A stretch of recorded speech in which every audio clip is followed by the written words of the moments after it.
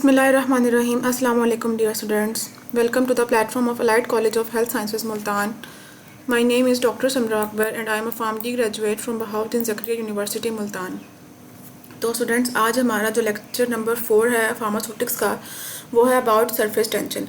आज हमने डिस्कस करना है सरफेस टेंशन के वो मेथड जो कि यूज़ होते हैं for the determination of surface tension. Last lecture में हमने सरफेस टेंशन को डिफ़ाइन किया था और उसको समझने की कोशिश की थी कि सरफेस टेंशन होती क्या है। तो अब हम आज का जो हमारा लेक्चर है वो है सरफेस टेंशन के मेथड से रिलेटेड, लेकिन उसको पढ़ने से पहले हम सरफेस टेंशन को थोड़ा सा रिकॉल कर लेते हैं, जिसमें हमने उसकी डेफिनेशन पढ़ी थी जो कि थी force per unit length on the surface of liquid is called surface tension. ठीक है, मतलब कि वो परपेंडिकुलर फोर्स जो कि सरफेस में मौजूद molecules of the liquid perpendicularly interior of the liquid में लगा रहे थे, उस फोर्स की वजह से क्या क्रिएट हो रही थी, टेंशन।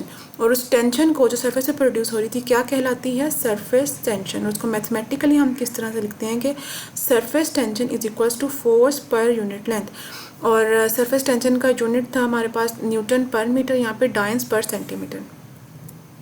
तो मेथड जो इसके यूज़ होते हैं सरफेस टेंशन को डिटरमाइन करने के लिए, methods that are used for the determination of surface tension includes capillary rise method सबसे पहला, फिर है ड्रॉप फॉर्मेशन मेथड, फिर है मैक्सिमम बबल प्रेशर मेथड। कितने मेथड्स हैं, 3 मेथड्स हैं, capillary rise method, drop formation method, maximum bubble pressure method. इनमें से आज हम 2 जो हैं वो डिस्कस करने की कोशिश करेंगे।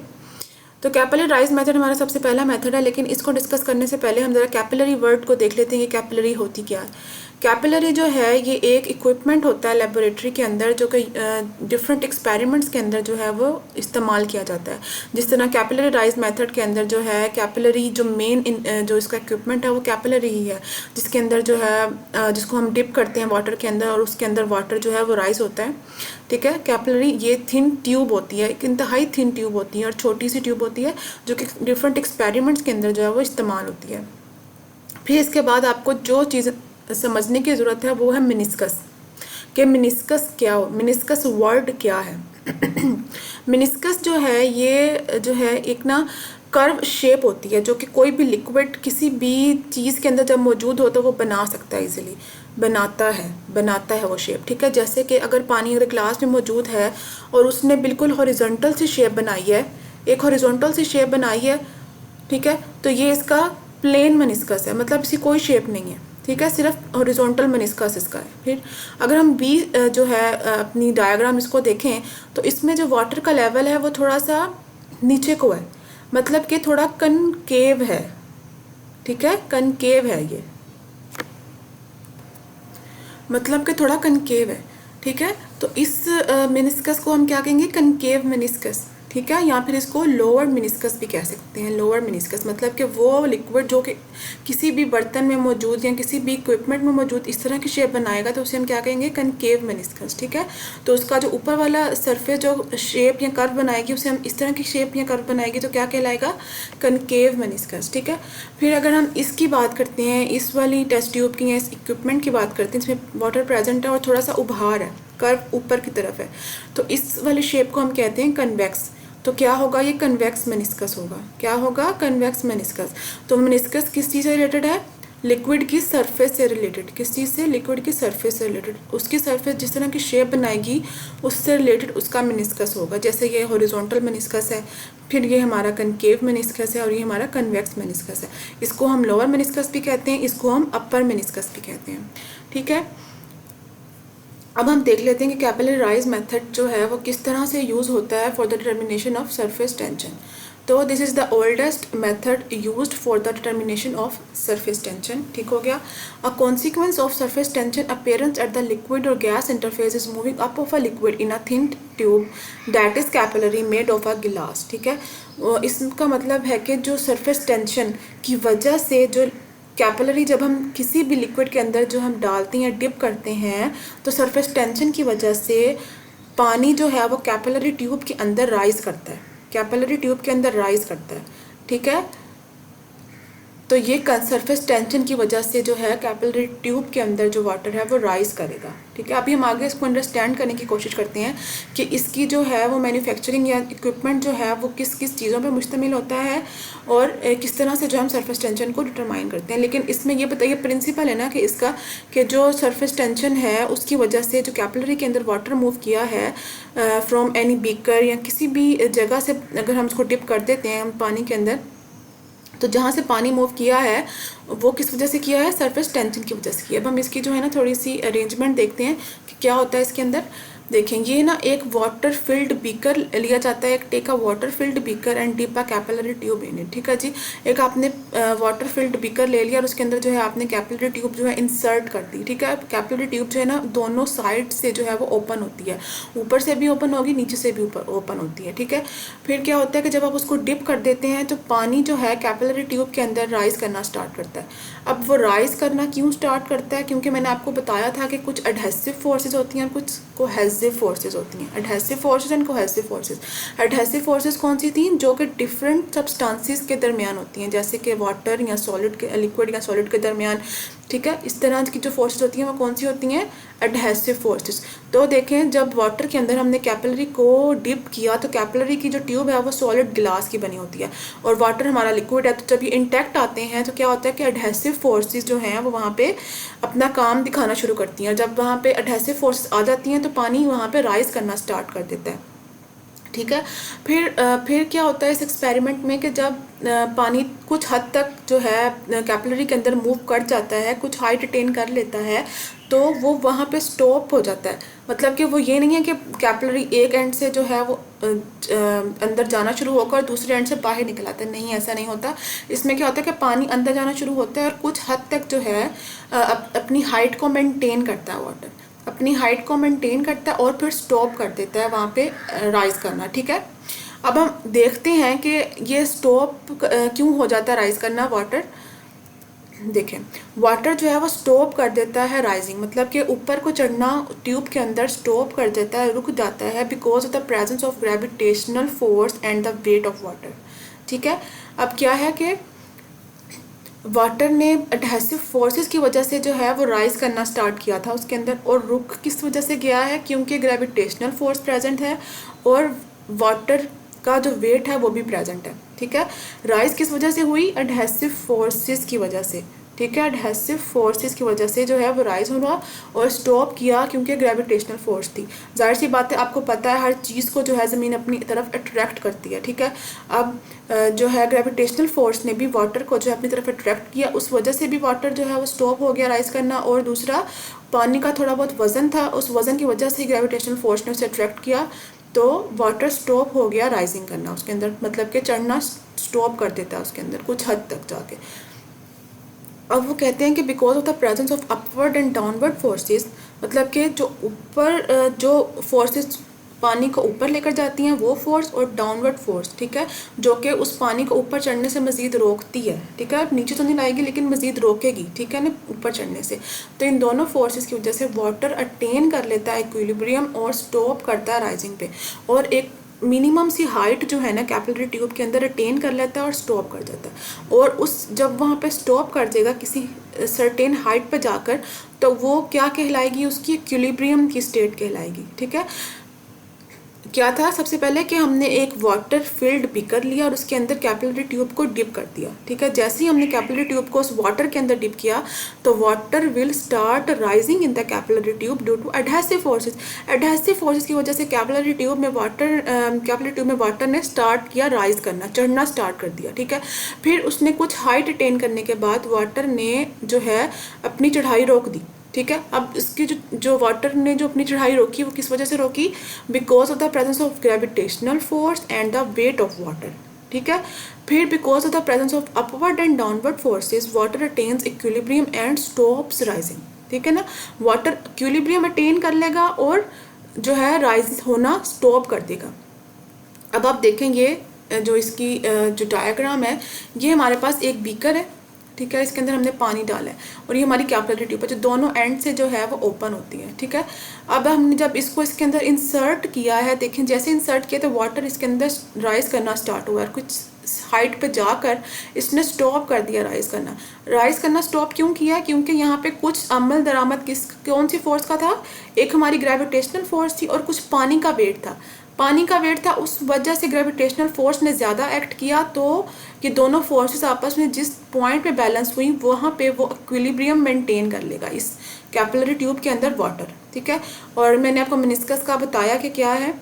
यहाँ पे अब देखिए कौन सा मेनिस्कस है, ये हमारा कनकेव मेनिस्कस जो है यहाँ पे वाटर शो कर रहा है, ठीक है।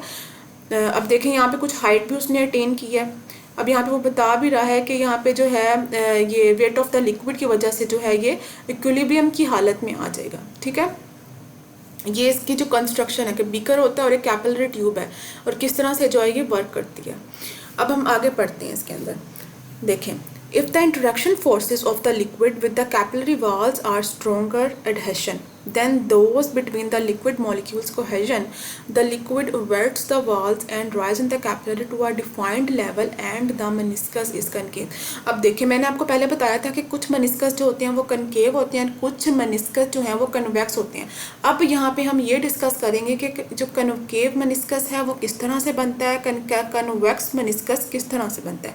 अब देखें वो कहता है कि if the interaction forces of the liquid with the capillary walls, मतलब कि इसका सिंपल वर्ड्स में कहने की ये कहना चाह रहे हैं कि अगर एडहेसिव फोर्सेस कोहेसिव फोर्सेस से ज़्यादा स्ट्रॉन्ग होंगी तो हमारा मेनिस्कस जो है वो कनकेव बनेगा।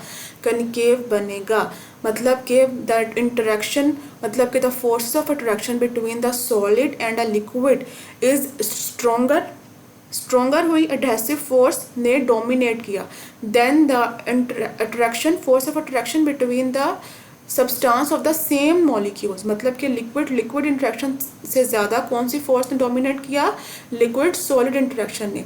एडहेसिव फोर्स ने डोमिनेट कर दिया कोहेसिव फोर्स को, तो हमारा जो मेनिस्कस बना वो कौन सा बना? कनकेव मेनिस्कस बना, ठीक है, कनकेव मेनिस्कस बना। ये देखें यहाँ पे अब पानी जो है हमने इसको जब डिप किया है बीकर के अंदर, पानी ने राइज किया है। अब यहाँ पे इसने कनकेव मेनिस्कस बनाया। कनकेव मेनिस्कस क्यों बनाया है? अभी हमने यहाँ पे पढ़ा है कि if the interaction forces of the liquid with the capillary walls are stronger adhesion than those between the liquid molecules। अब देखें लिक्विड और कैपिलरी वाल, देखें लिक्विड और सॉलिड, कैपिलरी वाल्स हमारी सॉलिड है ना, तो एडहेसिव फोर्सेस डोमिनेट करेंगे तो हमारा जो मेनिस्कस है वो क्या बनेगा? कनकेव मेनिस्कस बनेगा। इस तरह अब हम कन्वेक्स मेनिस्कस देखते हैं कि वो किस तरह से बनता है। कहते हैं कि if the forces cause decrease of the liquid level in the capillary below that in the chamber then the meniscus is convex, ठीक है जी। अब वो क्या कहते हैं कि अगर आपने कैपिलरी ट्यूब को जो है एक बीकर के अंदर जो है वो इंसर्ट किया, डिप किया, लेकिन उसने क्या किया कि उस बीकर के लेवल के अंदर जितना पानी का लेवल था ना उससे भी कम अगर उसने पानी में कैपिलरी ट्यूब में लेवल बनाया है, मतलब उससे भी कम जो है पानी उसके अंदर राइज हुआ है, उस लेवल से भी कम उसका लेवल है, कैपिलरी ट्यूब के अंदर पानी का लेवल बीकर के लेवल से कम है, ठीक है, तो वो कौन सा मेनिस्कस बनाता है? वो कन्वेक्स मेनिस्कस बनाता है, ठीक है। तो कन्वेक्स मेनिस्कस कब बनता है? जब हम कैपिलरी ट्यूब को किसी बीकर में जो है डिप करें और उस कैपिलरी ट्यूब में जो पानी की हाइट है वो किससे कम हो? बीकर में मौजूद हाइट से कम हो, तो वो कौन सा मेनिस्कस होता है? कन्वेक्स मेनिस्कस होता है, ठीक है। देखें, if the forces cause decrease of the liquid level in the capillary below that in the chamber then the meniscus is convex, ठीक है। तो मेनिस्कस हमारा कन्वेक्स बनेगा, सही हो गया। अब देखें मोस्टली द मेनिस्कस जो है इस प्लेन होता है, बिकॉज प्लेन या हॉरिजॉन्टल होता है because of circular cross sectional area of the capillary tube and smaller radius of the capillary tube. तो क्यों होता है मेनिस्कस हॉरिजॉन्टल? क्योंकि जो उसका क्रॉस सेक्शनल एरिया है वो क्योंकि सर्कुलर है, ठीक है, तो उस सर्कुलर क्रॉस सेक्शनल एरिया की वजह से और उसके छोटे रेडियस की वजह से, क्योंकि ये इंतहाई थिन ट्यूब होती है तो उसका रेडियस इंतहाई छोटा होता है, ठीक है, लेकिन होती राउंड है, ठीक है, सिलेंड्रिकल शेप होती है, तो सर्कुलर क्रॉस सेक्शनल एरिया और स्मॉलर रेडियस की वजह से जो है मेनिस्कस जो है प्लेन बनता है। और वाटर जो है उसका मेनिस्कस जो है मोस्टली जो है वो हॉरिजॉन्टल ही होता है, ठीक है। अब हम इसकी मैथमेटिकल डेरिवेशन देखते हैं कि हम सरफेस टेंशन को कैपिलरी ट्यूब से किस तरह से डिराइव कर सकते हैं। ठीक है, अब देखिए मैंने आपको कहा था कि दो फोर्सेस जो हैं वो वर्क कर रही होती हैं, दो फोर्सेस एक्ट कर रही है ना। एक थी अपवर्ड फोर्स जिसने पानी को ऊपर खींचा कैपिलरी के अंदर, ठीक है, और एक थी डाउनवर्ड फोर्स जिसने पानी को मज़ीद चढ़ने से रोका कैपिलरी के अंदर। दो फोर्सेस एक्ट कर रही थी। अब देखें, अब अपवर्ड फोर्स कौन सी एक्ट कर रही है, वो है जी F is equals to 2πr, F is equals to 2πr। ये है हमारी सरफेस टेंशन, सरफेस टेंशन का साइन इसे हम गैमा कहते हैं, ठीक है, और cos theta. F is equals to 2πr gamma cos theta. अब यहाँ पे देखते हैं कि R क्या है। R हमारा जो है कैपिलरी रेडियस है, कैपिलरी का रेडियस है जो कि स्मॉल था। फिर जो गैमा है ये लिक्विड सरफेस टेंशन है, ठीक है, और जो थीटा है ये वेटिंग कॉन्टैक्ट एंगल है। क्या है, वेटिंग कॉन्टैक्ट एंगल। ये अभी आपको मैं बताती हूँ कि वेटिंग कॉन्टैक्ट एंगल क्या है। फिर 2πr जो है वो है circumference of the capillary tube. अच्छा स्टूडेंट्स, आप लोगों को मैं जो ये अब करवा रही हूँ ना मेथड्स, ये आप लोगों ने अपने रजिस्टर पे एज इट इज़ नोट करने और डेरिवेशन जो है वो साथ साथ लिखनी है, ताकि आप लोगों को समझ आ जाए कि डेरिवेशन किस तरह से हुई है और फार्मूले भी समझ आ जाए। ठीक है, तो अब हम देखते हैं कि कोस थीटा जो है वो क्या होता है। तो स्टूडेंट्स अब हम देखते हैं कि कोस थीटा जो है यहाँ पे ये कौन सा कॉन्टैक्ट एंगल है। देखें, मैंने आपको मेनिस्कस का बताया कि हॉरिजॉन्टल होता है मोस्टली, फिर हमारे पास कनकेव आता है और फिर हमारे पास कन्वेक्स आता है। अब देखें, जो हमारे पास हॉरिजॉन्टल होता है, हॉरिजॉन्टल मेनिस्कस होता है, वो बिल्कुल जो है 90 डिग्री का एंगल बनाता है। ठीक है ना, इस वॉल के साथ इसने 90 डिग्री का एंगल बनाया है। ठीक है, 90 डिग्री का एंगल बना रहा है ना इसके साथ, तो हमें पता है कि ये बिल्कुल एक जो है ट्राइंगल बना रहा है यहाँ पे। ठीक है, लेकिन देखें जब ये एक कनकेव शेप ले लेता है तो इसका एंगल जो है वो इसके साथ, इस टेस्ट ट्यूब के साथ जो है वो थोड़ा चेंज हो जाता है। इसी तरह जब ये कन्वेक्स शेप बनाता है तब भी इसका एंगल जो है वो इस टेस्ट ट्यूब के साथ थोड़ा सा चेंज हो जाता है। ठीक है, इसके साथ चेंज हो जाता है, इसलिए हमें जो है यहाँ पे कोस थीटा जो है वो ये एंगल लगाने की ज़रूरत है। लेकिन अगर हमारे पास हॉरिजॉन्टल होगा वो या वाटर होगा तो हम नहीं लगाएंगे कोस थीटा। लेकिन अगर हमारे पास कोई और लिक्विड है तो जाहिर सी बात है वो कोई ना कोई मेनिस्कस की शेप लेगा, कन्वेव लेगा या कन्वेक्स लेगा, तो उस हिसाब से हमें इस कोस थीटा एंगल को एडजस्ट करने की ज़रूरत होती है। ठीक है, अब देखें हमारे पास क्या था कि F is equals to 2πr gamma cos theta. Gamma थी liquid surface tension, R capillary radius था, थीटा वेटिंग कॉन्टैक्ट एंगल था और 2πr circumference of the capillary tube था। ठीक है, अब हम डाउनवर्ड फोर्सेस देख लेते हैं कि डाउनवर्ड फोर्सेस कौन सी एक्ट कर रही थी। F is equals to mgs plus W। ये दो फोर्सेस वो हैं जो डाउनवर्ड एक्ट कर रही हैं। वेट W जो है वो वेट ऑफ लिक्विड है। ठीक है, अब देखें हम जानते हैं कि जो डेंसिटी है, आप लोगों ने पढ़ा होगा 9th क्लास में कि जो हमारी डेंसिटी होती है वो मास ओवर वॉल्यूम की इक्वल होती है। ये जो साइन है ये डेंसिटी को डिनोट करने के लिए यूज़ होता है, डेंसिटी को रो इसे कहते हैं, रो।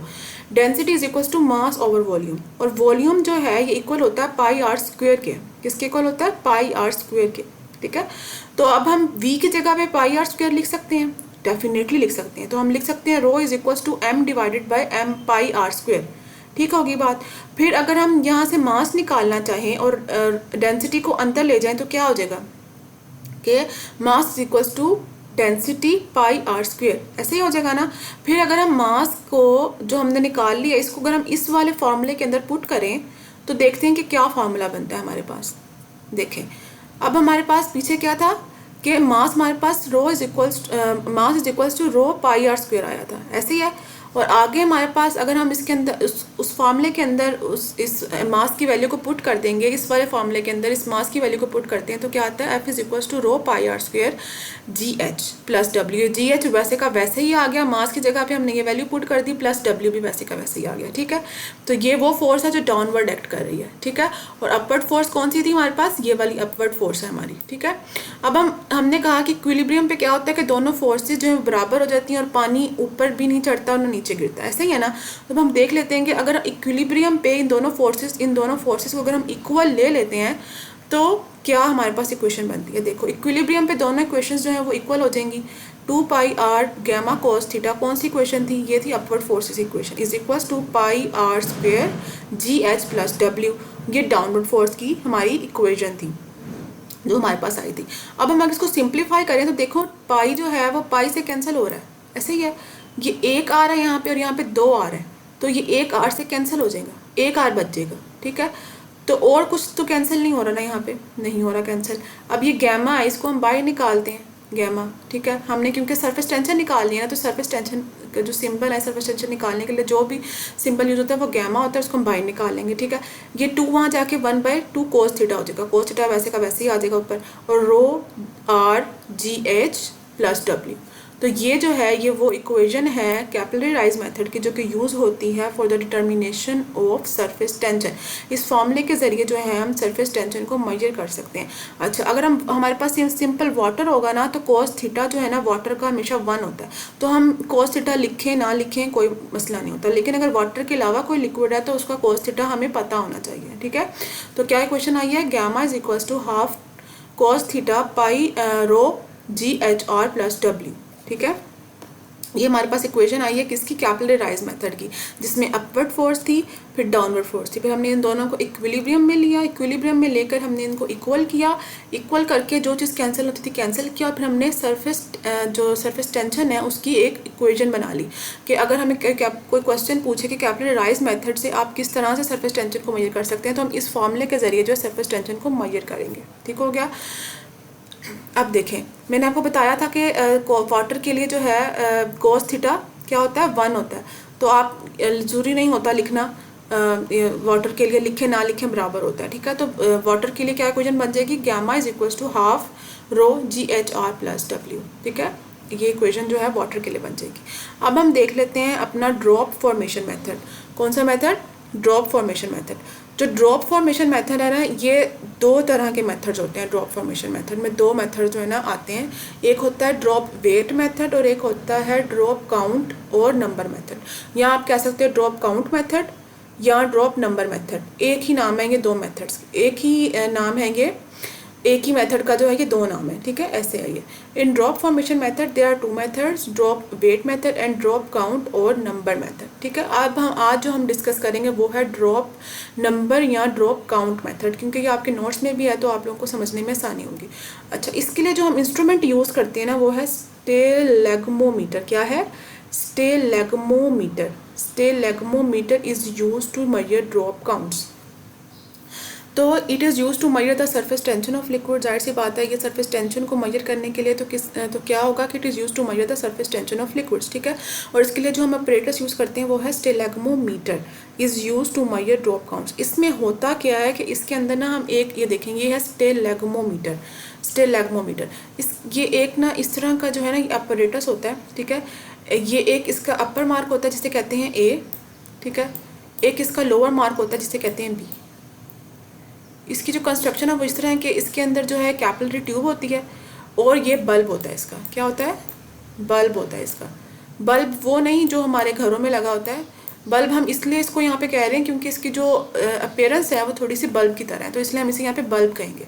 अब हम इसके अंदर क्या करते हैं इस मेथड के अंदर कि हम ना ड्रॉप्स काउंट करते हैं जिस लिक्विड का हमने जो है वो जिस लिक्विड का हमने काउंट मेजर जिस लिक्विड की हमने सरफेस टेंशन मेजर करनी हो तो हम उसके जो है लिक्विड्स के जो ड्रॉप्स हैं उसको काउंट करते हैं। किसके साथ, विद द स्टैंडर्ड के साथ। स्टैंडर्ड क्या होता है, स्टैंडर्ड जो है एक ऐसा लिक्विड सब्सटेंस होता है हमारे पास जिसकी हमें सरफेस टेंशन ऑलरेडी नोन होती है। तो क्या हुआ इस मेथड के अंदर, एक नॉन सब्सटेंस की सरफेस टेंशन को हम कंपेयर करते हैं with the surface tension of unknown substance, ठीक हो गया।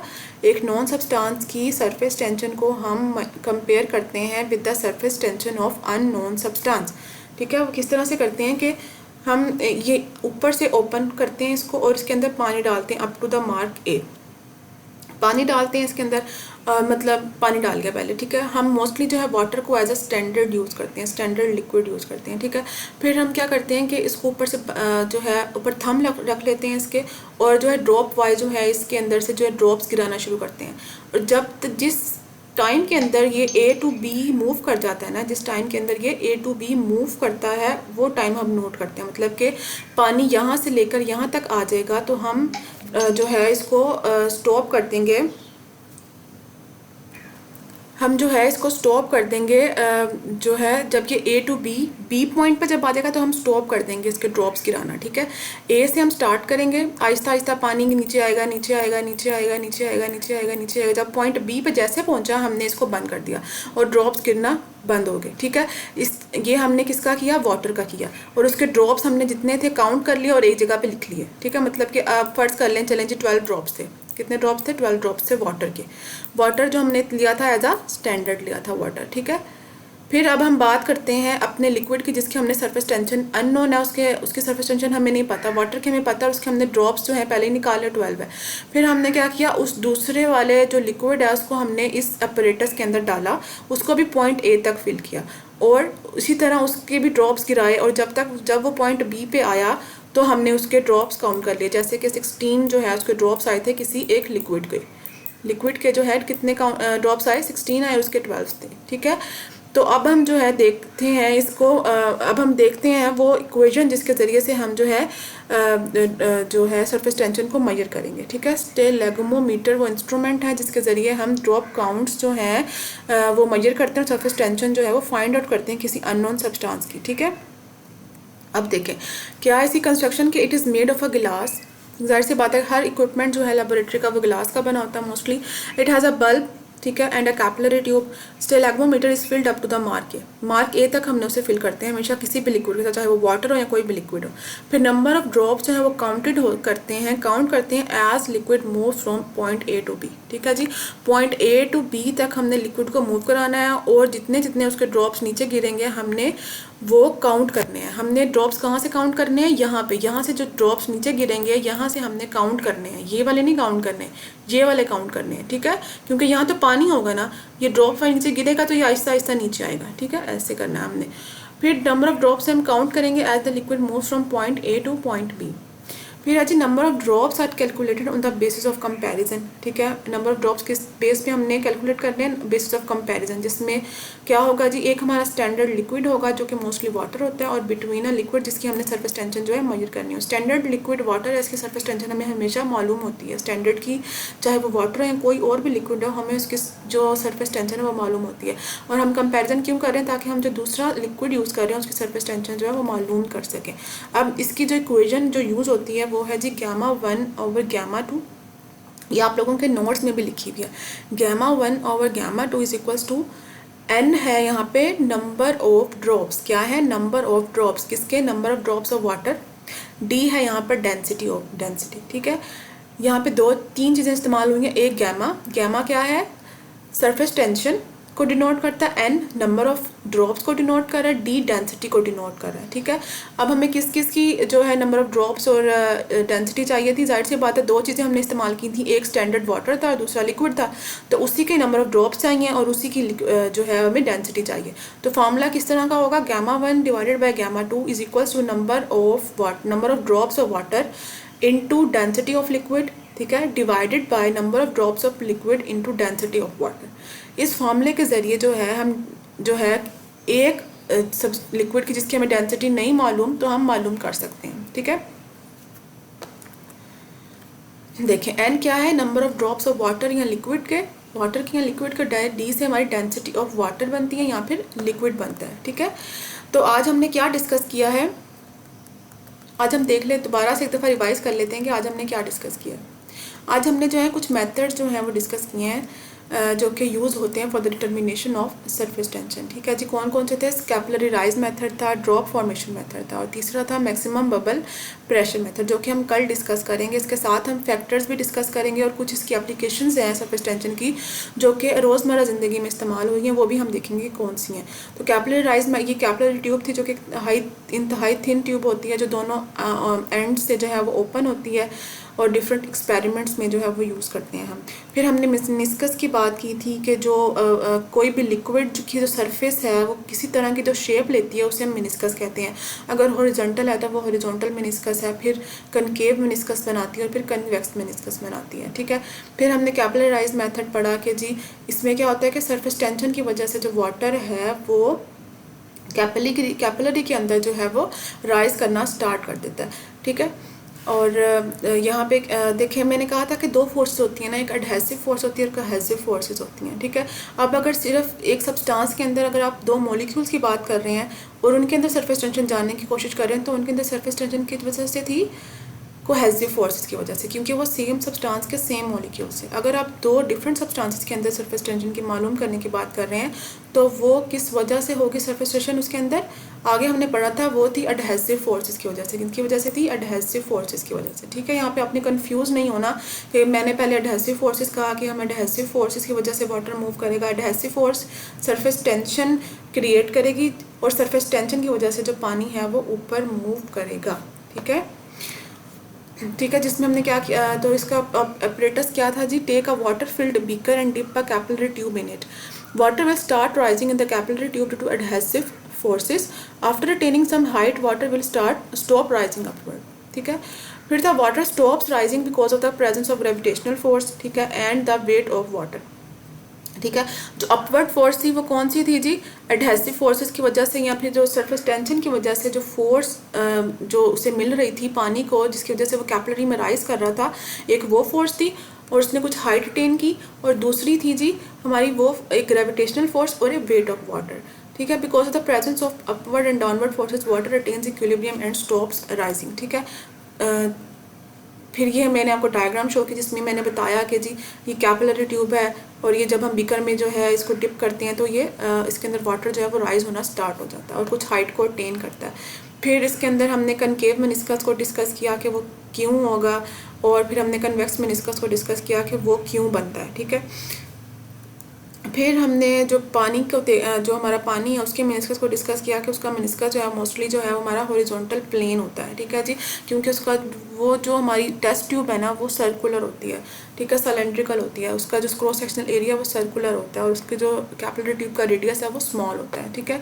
फिर हमने इसकी मैथमेटिकल डेरिवेशन की, अपवर्ड फोर्स देखी कि F = 2 पाई r गैमा कोस थीटा था।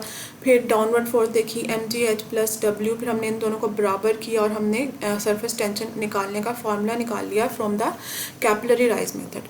फिर हमारा नेक्स्ट मेथड था ड्रॉप फॉर्मेशन मेथड, जिसमें से हमने एक मेथड डिस्कस किया वो है ड्रॉप काउंट और नंबर मेथड, ठीक है जी। ये दोनों नाम एक ही मेथड के हैं। फिर इसमें हमने जो है जो इंस्ट्रूमेंट यूज़ किया था वो था स्टेलेग्मोमीटर, जिसके ज़रिए हम काउंट करते हैं ड्रॉप्स को, और इसके अंदर हम दो जो हैं वो लिक्विड यूज़ करते हैं। एक हमारा स्टैंडर्ड होता है, ठीक है, जिसकी सरफेस टेंशन हमें नोन होती है, और दूसरा हमारा अननोन लिक्विड होता है जिसकी सरफेस टेंशन हमने मालूम करनी होती है, ठीक है जी। फिर इसकी जो थी इक्वेशन वो ये थी जी, Γ1/Γ2 = n of water, number of drops of water into density of liquid divided by number of drops of liquid into density of water, ठीक है। और ये था हमारा आज का लेक्चर। उम्मीद करती हूँ कि आप लोगों को समझ आई होगी और आप लोगों ने इन चीज़ों को अपने रजिस्टर पे लाजमी नोट करना है, क्योंकि अगर जब तक आप नोट नहीं करेंगे तो आपको समझ नहीं आएगी। Thank you.